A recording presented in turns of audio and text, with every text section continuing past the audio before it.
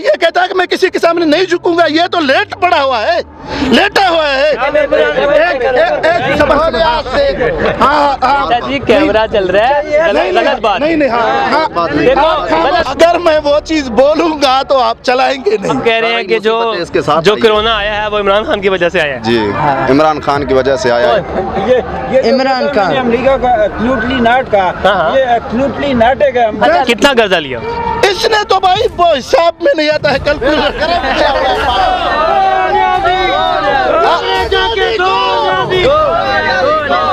वज़ीर आज़म बोलता है तो पूरा दुनिया देखता है।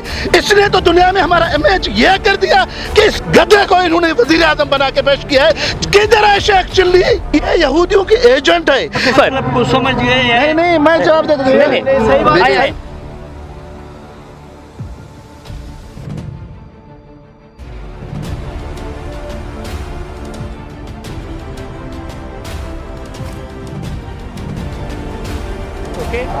अस्सलाम वालेकुम नाज़रीन, मैं हूं आपका होस्ट शेख मुदस्सिर हफीज़ और आप मेरा यूट्यूब चैनल देख रहे हैं 0 पाकिस्तान। आज हम आए हैं नाज़रीन पीडीएम के जलसे में और आज मेरे साथ एक भाई है बड़ा प्यारा सा जो टोपियां बेच रहा है। भाई से पूछते हैं आज सुबह जलसे कितनी टोपियां बेची हैं। जी अस्सलाम वालेकुम। वालेकुम सलाम। लाला क्या हाल है? अल्लाह का शुक्र। लाला टोपियां बेच रहे हो? हाँ जी। सुबह से कितनी टोपी बेची है? मैं तकरीबन 2 बजे आया, अभी तक हमारा बिस्मिल्लाह नहीं हुआ। सुबह 2 बजे से आएगा, अभी तक तुम्हारी बिस्मिल्लाह नहीं हुई है? हमारा बिस्मिल्लाह भी नहीं। चलो अल्लाह बरकत करेगा, बिक जाएगी। कल गए थे इमरान खान के जलसे में? हाँ मैं गया था उधर जलसे। उधर क्या बेचा? उधर मैं 1 बजे का सामान, 1 बजे तक मेरा जो सामान लगा 1 बजे मेरा सामान मुक गया। नहीं बेचा गया था कल उधर? भी बेच रहा था। किसकी टोपी थी कल? वो पिटाई वाला था। वो 1 बजे तक खत्म हो गई थी। 1 बजे अच्छा, आज सुबह से कुछ भी नहीं बिका? अभी बिस्मिल्लाह भी नहीं हुआ। बिस्मिल्लाह भी नहीं? चलो अल्लाह पाक आपके लिए बरकत करेगा। अस्सलाम वालेकुम। वालेकुम अस्सलाम रहमतुल्लाह। क्या नाम है आपका? उमर फारूक। उमर भाई कहाँ से आए हुए हैं? जिला सक्कर से, सिंध से। सिंध से आए हुए हैं, माशाल्लाह। कौन सी पार्टी से हैं? जयुआ जमीयत उलमा इस्लाम पार्टी। मौलाना फजल रहमान की पार्टी से हैं, माशाल्लाह। सपोर्ट करने बड़ी दूर से आए हुए हैं। क्या मौक़िफ़ है जी आपका? हमारा मौक़िफ़ यही है कि महंगाई मार्च के लिए आए हैं। जो हमारा मौक़िफ़ यही है बस, पूरे अवाम का महंगाई मार्च, महंगाई के ख़िलाफ़ हमने ये मार्च किया है और ये धरना लगा है, यही मौक़िफ़ है। तो इमरान को हटाना है बस महंगाई और इमरान को हटाना है, ये आप लोगों का मौक़िफ़ है। कोई जो दूसरी जो बातें हैं इमरान खान की, कुछ अच्छी बातें भी हैं, कुछ नेगेटिव बातें भी हैं। नेगेटिव ये कह लें कि महंगाई बहुत ज़्यादा कर दी है कि आम बंदे की पहुंच में हर चीज़ नहीं आ रही है। जैसे घी है वो 400 रुपये 450 रुपये किलो हो गया, जो पहले वक्तों में तकरीबन 300 साढ़े 300 में था, 200 में भी था। ठीक है, लेकिन जिस टाइम अभी हुकूमत आने की वजह से काफ़ी महंगाई हो गई है, क्या आप ये नहीं समझते हैं कि ये कोरोना की वजह से महंगाई हो गई है? कोरोना कैसे, क्या वजह? कोरोना में मुल्क बंद होता है, सन्नतें बंद होती हैं और फिर चीज़ें महंगी होती हैं। असल में मुसीबत यही आई है, इसलिए तो कोरोना आई है ना।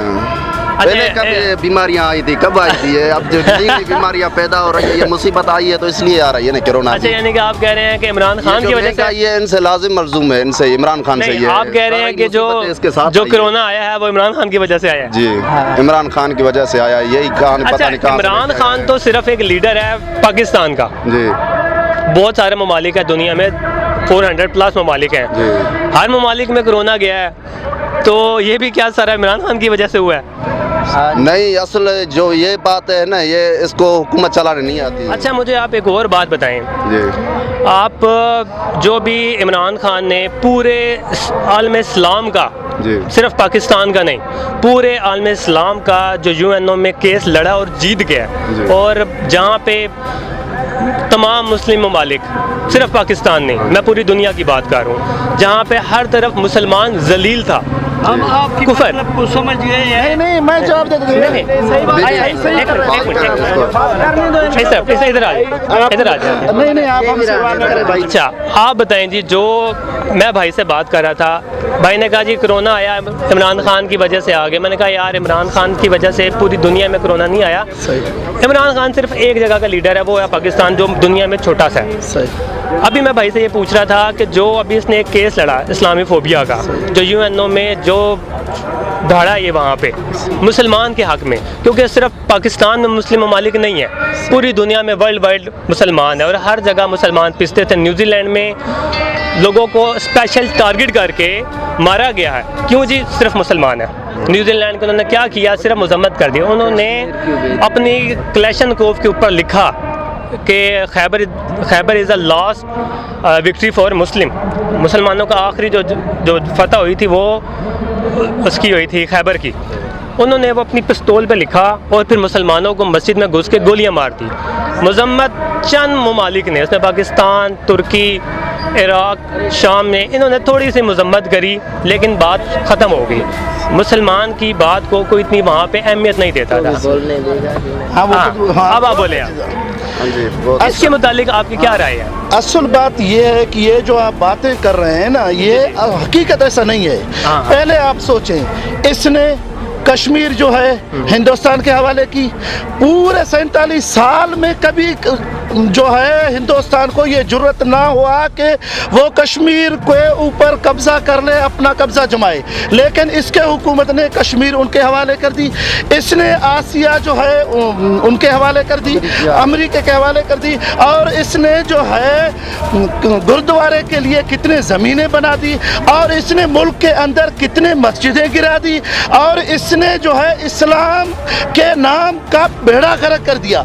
इसने जो ये आप बात कर रहे हैं ना कि भाई मदीना की रियासत की बात कर रहे हैं, असल ये यहूदियों की एजेंट है। ये मदीना के रियासत से लोगों के ज़मीर को दूर करने की कोशिश है कि भाई मदीना के रियासत में ये है। अभी जो दूसरे लोग क्या सोचेंगे कि भाई मदीना की रियासत ये है, ये तो भर भी नहीं रहा है, ऐसा चलाते हैं। तो ये चीज़ है, और ये जो है आप बस नहीं ये आप छोड़े। असल बात ये है कि इमरान न्याजी ने आज तक क्या किया? ये खुद कंटेनर पे खड़ा होकर कहता था कि अगर $1 कम हो तो ऐसा समझे मुल्क हज़ारों रुपए का, हज़ारों अरबों रुपए का कर्जी हो जाता है। इसने जो डॉलर 105 रुपए था वो 170 पे पहुंचा दिया, जो डीजल 70 रुपए में था वो इसने 140 पे पहुंचा दिया, जो पेट्रोल 70 में था वो इसने 150 रुपए से ऊपर कर दिया, और जो खाद की बोरी मियां नवाज शरीफ के दौर में यूरिया जो 1300 में मिल रहा था वो अभी इसने 3000 रुपये कर दिया, 3000 रुपया कर दिया। जो DAP 2500 रुपये में जमींदारों को मिल रहा था वो इसने 10,000 रुपया कर दिया। जो बीज हमें 10,000 रुपये में कट्टा मिल रहा था वो बीज आज हम खुदा को हाजुर नाजुर करके कहते हैं कि वो बीज मैंने खुद 70,000 में ले लिया। कौन सा बीज था? डाल्टा का, सूरजमुखी का बीज, सूरजमुखी का बीज इसने 70,000 में कर दिया। इसने जमींदारों का माशी कत्लेआम कर दिया। आप देखें, आटा नवाज शरीफ के दौर में कितने में था? 35-40 में मिल रहा था, वो 70 रुपए में मिल रहा है। चीनी जो है 40-45 में मिल रहा था, वो 100 रुपए में मिल रहा है। घी जो 140-43 में मिल रहा था वो 450 में मिल रहा है। हम कहते हैं हम गरीबों की जंग लड़ रहे हैं, मिस्किनों की, मजदूरों की जंग लड़ रहे हैं। आप और हम जो ऐसे घूम रहे हैं, फिर रहे हैं, हमारे पास कुछ भी है। जो जमीन गरीब मिस्कीन है, उनके दिहाड़ीदार लोग हैं, उनका बहुत मसला हो जाता है। जीना हराम हो गया। वो एक दिन का रोटी नहीं कमा सकते, वो अपने बच्चों का पेट नहीं पाल सकते। और दूसरी बात ये है कि इसने कहा भाई मैं जो है NRO नहीं दूंगा। ये काफ लीग के सामने इसने यही बोला था ना कि सबसे बड़ा, किसी को NRO नहीं दूंगा। इसने ही कहा था सबसे बड़ा जो चोर है वो परवेज इलाही है। इसने कहा था या किसी और ने कहा था? इसी ने कहा था कि अगर मैं MQM से इत्तेहाद करूं तो मुझ जैसा कोई मुनाफिक नहीं है। इसने ही परवेज इलाही को डाकू कहा था, आज भी परवेज इलाही उसके धरे पे बैठा हुआ है। हम कहते हैं इसने शेख रशीद के बारे में क्या था? कहा था कि ये चपड़ासी है।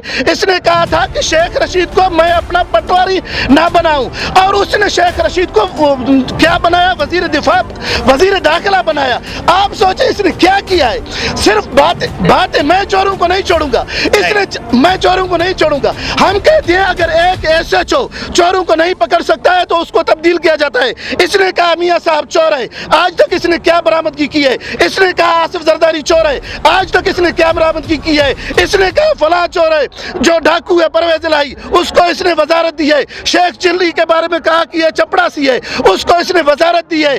MQM के दर पे ये घुटने टेक के खड़ा है और ये कहता है कि मैं किसी के सामने नहीं झुकूंगा। ये तो लेट पड़ा हुआ है, लेटा हुआ है।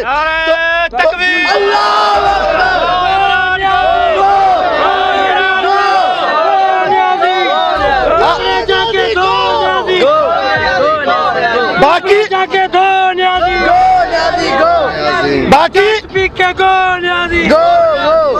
हम अगर कानून को हाथ में लेते ना तो हम इसको 1 महीना चलने नहीं देते, लेकिन हमने कानून हाथ में नहीं लिया, हमने कानूनी जंग लड़ी। आज अगर उनके MPA का जमीर जा गया है तो ये कहता है कि वो लोटे हो गए, उन्होंने पैसे लिए। भाई ये बिकने की बात नहीं है।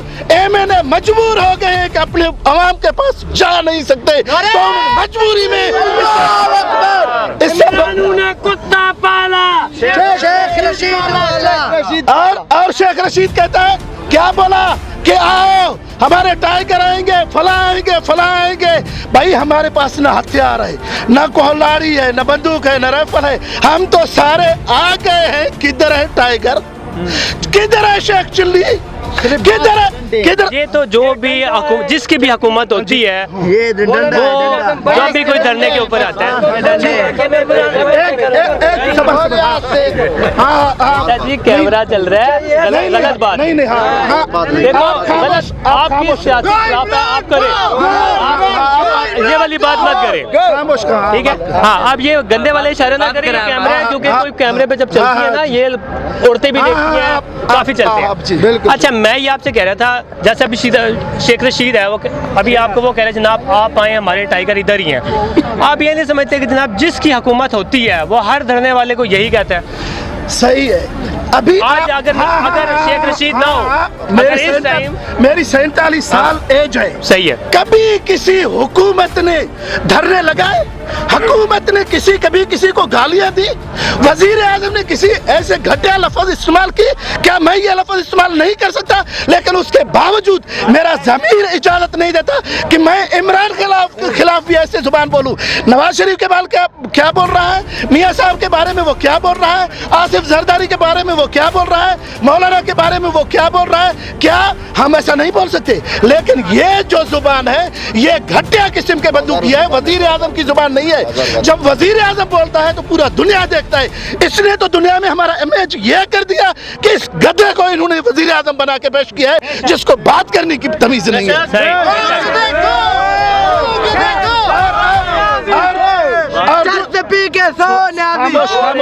और जो बात आपने कही थी कि इसने दुनिया में जंग लड़ी है, भाई इसने सऊदी से ताल्लुकात खराब कर दिए, इसने चाइना से ताल्लुकात खराब कर दिए, इसने खुद उसी अमेरिका से भी ताल्लुकात खराब कर दिए, इसने हिंदुस्तान से ताल्लुकात खराब कर दिए, इसने जो अफगानिस्तान से ताल्लुकात खराब कर दिए। हम तन तनहा हो गए हैं। पाकिस्तान का हमें जो ये कहता था सब्ज ये हमारे परचम का जो है पासपोर्ट का वैल्यू होगा, इसने वो वैल्यू खत्म कर दिया है। आप क्या कहते हैं, क्या आप दुनिया में नहीं देखते? आप मीडिया वाले तो रोजाना देखते हैं कि इन्होंने पाकिस्तान को वहां पर पहुंचा दिया कि अगर मियाँ साहब आए या मौलाना साहब आए या जरदारी आए, कोई भी आए, फिर उसको 10 साल संभलने में लगेगा। इसने मुल्क का बेड़ा गर्क कर दिया। ये भाई ने बड़ी अच्छी बात की कि जनाब अगर अब कोई भी नया हुक्मरान आएगा उसको इस मुल्क को सही करने के लिए 5 से 10 साल लगेंगे। अच्छा ये कहते हैं कि फर्क नहीं पड़ेगा, फर्क पहले दिन में पड़ेगा। जब मियाँ साहब हुकूमत में आए थे तो पेट्रोल 120 में पहुंचा था, वो पेट्रोल हमें 70 में मिलने लगा। डीजल 110 में पहुंचा था, वो डीजल हमें जो है कितने में मिला? 75 में मिलने लगा। जो यूरिया खाद हमें 2000 में नहीं मिल रहा था, हम जाके गांव से उठा के थे, नहीं मिल रहा था, वो यूरिया हमें कितने में मिला? 1300 में मिला। जो DAP हमें 3700 में मिल रहा था, वो हमें 2500 में मिला। मियाँ साहब जब हुकूमत में आए तो पाकिस्तान के ये जिस रोडों पे आप खड़े हैं, ये सी पैक बना, फला रोड बना, फला रोड बना, फला रोड बना, फला रोड बना, ये स्कीमें बनी, वो स्कीमें बनी, बिजली के स्कीमें बनी, वो बनी। इसके दौर में आप मुझे बताओ पूरे मुल्क में एक जो है बाथरूम जिसको कहते हैं, एक इसने नहाने का जगह बनाया? इसने क्या बनाया? अगर देखो मैंने कर्जा लिया अपने घर के लिए, मैंने अगर कर्जा लिया, मैंने घर बनाया, मैंने गाड़ी ली, मैंने जमीन ली, मैंने प्लाट ली, तो समझ में आता है कि मैंने कर्जा लिया तो कुछ ना कुछ बच्चों के लिए किया। इसने बोला कि मैं कर्जा लूंगा तो खुदकुशी करूंगा, लेकिन जो उन्होंने 40 साल में नहीं लिया, इसने 3 साल में इतना कर्जा लिया। कितना कर्जा लिया इसने? तो भाई वो हिसाब में नहीं आता है, कैलकुलेटर मेरे भाई मेरी बात सुनो। ये अवाम के साथ एब्सोल्युटली नाटक कर रहा है। कौन? ये इमरान खान। अमेरिका का एब्सोल्युटली नाटक का, ये एब्सोल्युटली नाटक है। हम आपसे बात कर रहे थे कि कितने कर्जा ले लिया। भाई मैं कहता हूँ कि इसने, मुझे ये अभी जहन में नहीं है कि मैं ये वाहिद दुनिया का लीडर इमरान है, पता नहीं होता फिर भी कोई न कोई ठोक देता है। लेकिन अगर इंसान को पता ना हो, वो फिगर याद ना हो, तो ऐसा ठोकना ये इमरान की बेवकूफ़ी हमारी नहीं है ये। लेकिन इतना हमें पता है कि उन्होंने 70 साल में जितना नहीं लिया, इसने 3.5 साल में इतना कर्जा लिया। अच्छा नाज़रीन, हमारे पास भाई खड़े हुए हैं माशाल्लाह, सबकी चिट्टी दाढ़ियाँ हैं जी, बड़े बंदे हैं, मैच्योर बंदे हैं, सियासत को समझने वाले बंदे हैं। भाई ने अभी एक बात करी, 2011 में इमरान खान शेख रशीद को कहता था कि मैं इसको अपना चपड़ासी भी नहीं रखूँगा। सही बात। लेकिन 8 साल के बाद या 10 साल के बाद आप कर लें, आज वो उसका वज़ीर इत्तलात हो गया। सही। 10 साल में वज़ीर दाखिला हो गया जी, माजरा जी, वज़ीर दाखिला हो गया 10 साल में। जिसको कहते थे कि हम अपने पास चपड़ासी भी ना रखें, उसके साथ गठजोड़ करके हुकूमत बनाई हुई है। ऐसी बात है? हाँ सही बात है। ठीक हो गया। अच्छा 11 साल के 11 साल के बाद 2022 चल रहा है, 11 साल के बाद वो उसका वज़ीर दाखिला है जी, और उसने उसके साथ मिल के अपनी एक सियासत सीट रखी हुई है, सियासत बनाई हुई है। ठीक है, इस 11 सालों में हुकूमत थोड़ी सी दूसरी तरफ की भी अगर मैं बात करूं तो वो भी काफ़ी चेंज हुई हुई है। सही। इसमें कोई जज्बाती बात नहीं है। हाँ सही। जो 2013 का इलेक्शन था, जहाँ तक मुझे याद है, क्योंकि मैं उस टाइम थोड़ा ज़रा नया जवान हो रहा था। आप माशाल्लाह काफ़ी बुजुर्ग लोग खड़े हुए हैं जो बड़े पुराने सियासत को, मतलब 50-50 साल को आप लोग देख रहे हैं। सही। मैं आपसे एक बात करना चाहता हूँ। 11 साल में इसने अपने आप को चेंज कर लिया, वज़ीर दाखिला ले आया। अभी नवाज शरीफ और जरदारी ये दोनों बिल्कुल साथ हैं। 2013 के जो इलेक्शन है, मुझे जहाँ तक याद पड़ता है, वो कहते थे अगर मैंने जरदारी को जेल चौक पे उल्टा ना लटकाया तो मेरा नाम बदल दें। ठीक है, लेकिन अब वो दोनों गिठे हैं। असल बात यह है कि आपस में थोड़े बहुत इख्तलाफात होते हैं घर में। अगर घर में कोई घुस के डाका मारेगा तो सारे को इकट्ठा होना पड़ेगा। तो ऐसा ही है कि मियाँ साहब हमारे और आसिफ जरदारी के, इनके सारों के आपस में इख्तलाफात हैं, थे नहीं, हैं भी हैं, पीछे भी चलेंगे, लेकिन मुल्की मुफाद में जिस तरीके से इसने मुल्क का बेड़ा गर्क कर दिया, ये हमारी मजबूरी हो गई कि इसको निकाली। बात जो चीज़ आप बोलवाना चाहते हैं, अगर मैं वो चीज़ बोलूँगा तो आप चलाएंगे नहीं। मैं यहाँ पे खड़ा हुआ जी, इतने बंदे खड़े हुए हैं, इनके सामने मैं कह रहा हूँ हल्फियन कि जो ये कह रहे हैं कि आप, मैं जो बोलूँगा वो चला नहीं सकते, तो भाईजान मैं वो क्लिप 2 मिनट का या 5 मिनट का भाई का अलग से चलाऊंगा। 2 मिनट का मैं बोल रहा हूँ। असल बात नहीं, वो बात बताए जो आप कह रहे हैं, मैं बोलना चाहता हूँ वो नहीं बोलेंगे। वो ये है कि नवंबर में ये जो है, नवंबर कौन सा आने वाला, ये जो 2-3 महीने हैं, 5-6 महीने हैं, 5-6 महीने जो आने वाला महीने के बाद जनरल बाजवा शरीफ रिटायर हो जाएंगे, और दूसरा जो जनरल लगाना है चीफ ऑफ आर्मी स्टाफ, वो वजीर आजम का पावर होता है, और वजीर आजम उसी बंदे को लाना चाहते हैं कि जिसने इस इमरान नियाज़ी को इस जगह पे पहुंचा दिया। इस वजह से ये हमारे सबकी मजबूरी है कि उस नवंबर से पहले हम इसको फारिग कर दें कि ये अदारों के अंदर नफरत ना फैलाए और अदारों के अंदर ये जो है लड़ाइयाँ ना कराए, लड़ाइयाँ ना हो गया। अच्छा, मैं आपसे जो बात मेरी जो करने की थी, मैं किसी इस पार्टी की तरफ से नहीं, उस पार्टी की तरफ से नहीं, मेरा जो कहने का मौक़िफ़ था वो ये था कि जैसे हम आम आदमी, दिहाड़ीदार, नौकरी वाला, एक छोटी मेल वाला बंदा, ये बड़े लोग अपने मफाद के लिए एक हो जाते हैं। अब मैं 10 साल की अगर हिस्ट्री उठाता हूँ, नहीं एक मिनट, 10 साल की अगर हम हिस्ट्री उठाएं, उसमें शेख रशीद और इमरान खान ये एक हो गए। ठीक है, ये आपस में एक दूसरे को बोलना पसंद नहीं करते थे, ठीक है, सियासतगर या इकट्ठे हो गए, आम आदमी उधर ही खड़ा हुआ है। फिर जरदारी और नवाज शरीफ मिल गए, वो आपस में मिल गए बड़ी पार्टी, गरीब बंदा उधर ही खड़ा हुआ है। गरीब बंदा जो दिहाड़ीदार बंदा है वो हमेशा हर तरफ पिसता ही है, मतलब जैसे कि वो इसकी सियासत आए या उसकी सियासत आए, नवाज शरीफ हो, जरदारी हो या इमरान खान हो, हर तरफ गरीब ही पिसता है। असल बात ये नहीं है, ये जो आपने बात की है मैं इत्तेफाक करता हूँ, लेकिन आप सोचें हम गरीब भी ऐसे हैं, हम एक दिन एक से नाराज होते हैं, दूसरे दिन उससे बन जाते हैं, एक दिन एक से लड़ाई होता है, दूसरे दिन उससे बन जाते हैं, एक दिन इसकी गिला करते हैं और दूसरे दिन उसकी तारीफ करते हैं। ये इंसान है, ये फितरतन इंसान पैदा ही हुआ है। जब वो बुरा करेगा तो आप उसकी बुराई बयान करेंगे, जब वो अच्छा करेगा तो आप उसकी अच्छाई बयान करेंगे। जब नवाज शरीफ जो है जर्नलों का पीछे चलता था तो हम उसके खिलाफ थे, जब उन्होंने उनको ललकारा तो हम उनके हिमायत में खड़े हो गए, जब आसिफ जरदारी हमसे धोखा करके अलग होता था तो हम उसकी शिकायत कर रहे थे, और जब आसिफ जरदारी ने मैदान में आके खड़ा हो गया और कैसा भी किया, उनके बंदूक को तोड़ के हमारे साथ अपना जो है मोहब्बत वो निभाया। अच्छा, मैं आपकी बात काटूं, मैं एक बात यहाँ पे रुकता हूँ जी। हुकूमत में हर दफ़ा, मैं आज की इस हुकूमत की बात नहीं, मैं हर दफ़ा की बात कर रहा हूँ, हाँ। जो आपकी वोट लेके आते हैं, मतलब जैसे कोई JIU का बंदा है, सही, वो वोट लेके हुकूमत में आता है, ठीक है जी। जैसे ही अदम एतमाद की बारी आती है, हर दफ़ा आती है, या हर 5 साल में 3 साल, जब हुकूमत आती है 3 साल के बाद हर बंदा बेनज़ीर ने हुकूमत करी 3 साल, 2.5 साल, 3 साल। नवाज शरीफ साहब ने 3 दफ़ा हुकूमत अपनी पूरी करी, 2 दफ़ा वो भी आधे हुकूमत छोड़ के चले गए। मैं ये कहना चाहता हूँ, हर दफ़ा ये जो लोग हैं, ठीक है, ये अपना वोट बेच दे देते हैं। मतलब एक बंदे ने वोट लेके आया, वो JIU के ऊपर वोट लेकर आ गया, हुकूमत हो गई, लेकिन 3 साल के बाद वो अपना वोट बेच के पीपल्स पार्टी के साथ इत्तेहाद कर लेता है। असल ऐसा नहीं है, ये जो अभी भी हो रहा है पहले भी ऐसा होता है। मैं यही बात मैं कह रहा हूँ, हाँ, कि जो आज हो रहा है ये कोई नई बात नहीं है, हाँ, ये पहले भी होता था।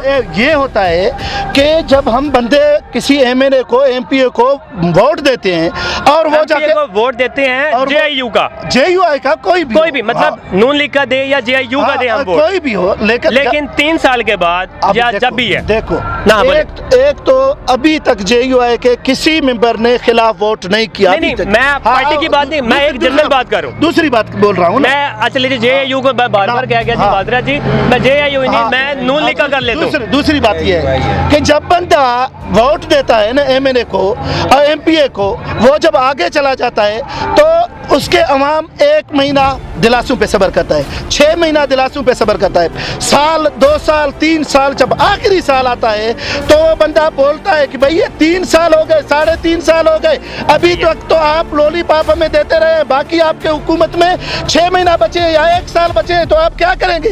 अगर हमारे रोड बनवाने हैं तो बनाओ, स्कूलें बनवाने हैं तो बनाओ, अगर हॉस्पिटल बनाने हैं तो बनाओ, अगर नहीं बनाने हैं तो आप क्यों इसके पीछे चल रहे हो? वो ये कहता है MNA कि भाई मेरा सुनता नहीं है, मेरा चलता नहीं है, तो हम लोग उनके ऊपर प्रेशर डालते हैं कि अगर 3.5 साल में इसने आपको कुछ नहीं दिया, आपका कोई तरक्याती काम नहीं होगा, फिर भी आप इसके पीछे चल रहे हो, तो हमसे कोई उम्मीद ना करें। आप इसको मैंने रिजेक्ट करके इस्तीफा दे के मुखालिफ के साथ खड़ा हूँ, हमें कुछ मिले, अगर ना भी मिले तो इसका हुकूमत चला जाए जो हमें कुछ नहीं दे रहा है। वो मजबूरी में आ रहे हैं। आखिर में भाई से एक और बात पूछता हूँ कि देखें 3.5 साल हो गया, पिछली हुकूमतों की तरह ये भी आए 2 साल 3 साल, उन्होंने जो नई हुकूमतें आई हैं पिछली, उन्होंने 2 साल में काम किया, 3 साल में काम नहीं किया, वो उतर के चले गए, नई पार्टी आ गई। जैसे अब 2008 से 13 तक जरदारी साहब रहे, जब वो गए हैं नवाज शरीफ आए, उन्होंने ये कहा जनाब हम आ तो गए हैं लेकिन हमारे पास पैसे नहीं है हुकूमत को चलाने के लिए, फिर हम लेते हैं कर्जा। नून लीग के दौर में एक चीज़ मशहूर हुई थी कि जनाब एक कार्टून उन्होंने बड़ा ज़बरदस्त बनाया था कि जनाब IMF से ऐसे करके कर्जा लेते हैं और ऐसे ही करके हम अपनी किस्त उतार देते हैं, कहते हैं जी हम मुल्क चलाने के लिए हमारे पास पैसा नहीं है। और अभी आपने थोड़ी देर पहले भी कहा कि जनाब अब इमरान नियाज़ी जब जाएगा तो कम से कम हमें जो नई हुकूमत आने वाली, जो भी हुकूमत होगी वो नून की बने, जिस मर्जी की बने जी, उसको चलने में, खड़ा होने में कम से कम 3-1 साल लगेंगे। तो मैं आपसे ये कहता हूँ, जहाँ नई हुकूमत को 3 साल का या 4 साल का या 5 साल का, एक पूरे 5 साल का टाइम दरकार होगा चलने के लिए, सही कि यार हमने ये पिछली हुकूमत ये गंद करके गई है, हमारे पास अभी ये चीज़ें नहीं है। तो मैं कहता हूँ कि अगर ये जो हुकूमत चल रही है 3.5 साल तो ये जैसे तैसे कर ही गई है, सही। तो 1.5 साल के पीछे ये जो आने वाली पार्टीज़ है ये अपना मुंह मतलब ये अपने ऊपर इल्ज़ाम क्यों ले लेती हैं कि जनाब हम इनकी पार्टी को तोड़ देते हैं 3.5 साल में, और हम 1.5 साल में फिर आप जैसे कि आपने कहा कि 5 साल 3 साल एक नई पार्टी को लगना है, तो क्यों ना हम 3.5 साल का टाइम छोड़ के 1.5 साल इन्हीं को दे देते हैं कि यार ये जो उन्होंने करना है कम से कम ये तो ना कि हमारे पास जनाब टाइम नहीं था, इन्होंने हमारी हुकूमत तोड़ दी, हम फ़ौरन पॉलिसी लेके आ रहे थे, हम ये चीज़ लेके आ रहे थे, हमने जो वादे किए थे 2 करोड़ का या 2 लाख नौकरियों का वो हम देने ही लगे थे, तो इन लोगों ने हमारी हुकूमत तोड़ दी। लेकिन मैं आपकी बात करूँ तो इनको ये रीज़न मेरा ख्याल है नहीं देनी चाहिए। देखो मेरी बात सुनो, जैसा मैंने पहले भी कहा अब भी बोल रहा हूँ, जो भी हुकूमतें थी वो ऐसे नहीं थे। अगर बात करते हैं बिलावल आसिफ अली जरदारी की, तो उसके हुकूमत में भी इतना काम नहीं गंदा हुआ नहीं था जो इसने किया। सही है। मियां साहब की छोटी सी बात करता हूँ, दौरे हुकूमत में नून लीग की ओरियन ट्रेन चल रही है जिसका कर्जा पाकिस्तान ने 2035 तक देना है, उसमें एक हुकूमत नहीं चलेगी। आप देखें नून लीग की हुकूमत में, नून लीग की हुकूमत 17 में ख़त्म होगी, 18 में आप कर लें, ठीक है जी। 18 से लेके 10, 28, 28 और 5, 33, 2035, ये आपके बन के तकरीबन 17 साल इस पाकिस्तान ने उस ओरियन ट्रेन का कर्जा उतारना है। हाँ, ये आपको बता रहे हैं इसकी जवाब आपको दे रहे हैं आप लाला शुरू होते आप रुकते नहीं, मैं अपनी पहले बात आपको बता दूं। देखिए 18 साल एक बड़ा टाइम होता है। 18 साल में आपकी 3.5 हुकूमतें कर ले, अगर 5-5 साल चलें, ऐसा ही है जी। 3.5 हुकूमतें जो हैं वो उसका कर्जा जो भी आएगा वो जो XYZ आ जाए जी, मैं किसी का नाम नहीं लेता पार्टी का, क्योंकि यहाँ पे काफ़ी सारी पार्टी के कारकुन बनते हैं। अब वो 18 साल एक मुल्क के आपने एक ओरियन ट्रेन ली, आपने उसको बनाया, उसका जो कर्जा है वो 2035 तक है, ठीक है। अब जो नई हुकूमत आएगी वो ये कहे कि जनाब पिछली हुकूमतों ने ये कर्जा लिया, हम ये कर्जा उतार रहे हैं, हम तरक्कीयाती काम कैसे करें। लेकर वाणिया से, कारोबारी से, किसी से ज़मीन खरीदा, अपनी ज़मीन बनाई, गाड़ी बनाई, कोई कारोबार में लगाया, कोई दुकान लगाया, कोई चीज़ लगाया, वो पैसे एक दिन में वसूल नहीं होंगे, लेकिन वो पैसे आहिस्ता आहिस्ता वसूल होंगे। लेकिन दुनिया कहेगा कि इसने कर्जा तो 5 लाख 20 लाख लिया, लेकिन कर्जा किसी काम में लगाया तो ये तरक्की कर रहा है। तो उसको ऐसा कोई नहीं कहेगा कि भाई अलीउद तूने जो है 20 लाख कर्जा उठाया, भाई 20 लाख उठाया तो इसने घर बनाया, इसने गाड़ी लिया और इसने अपनी ज़मीन बनाया। पता लग रहा है कि जनाब कर्जा लिया और ये चीज़ बनाई है, हमें नजर आ रहा है, हमें नजर आ रहा है, जो हमें इस हुकूमत में नजर नहीं आ रहा। आप लोगों का यही मौका है। ये इसी तरीके से इन्होंने सिर्फ बातें करनी है, और बातें हमने सुन सुन के हम अभी थक गए। अगर इनको हमने, जो आप बोल रहे हैं, इनको हमने अगर 1.5 साल का वक्त दिया तो ये अपने उन्हीं बंदों को फिर आगे लाएगा जिनके जरिए ये चल रहा है। इस वजह से भाई कुछ भी हो, इनको मजीद टाइम नहीं देना है, इनको उतार के रहना है, बस थोड़ा बोलना ज्यादा समझना। ले जी जनाब, इसी के साथ भाई के साथ इंटरव्यू का खत्म करते हैं। पाकिस्तान जिंदाबाद।